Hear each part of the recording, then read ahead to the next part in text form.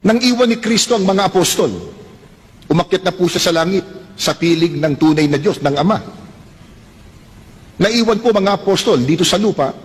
Ano ipinangaral ng mga apostol? Kung ano ang tunay na likas na kalagayan ni Kristo.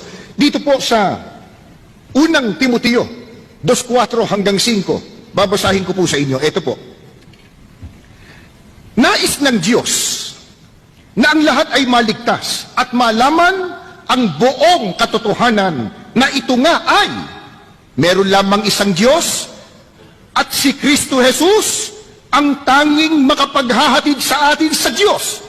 Si Jesus ay totoo ngang tao at ibinigay niya ang kanyang sarili upang iligtas tayong lahat.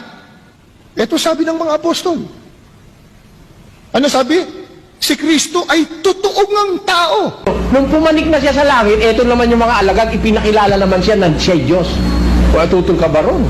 Pakinggan mo, nung sabihin ni San Pablo, kay Pedro muna, mas nauna si Pedro eh.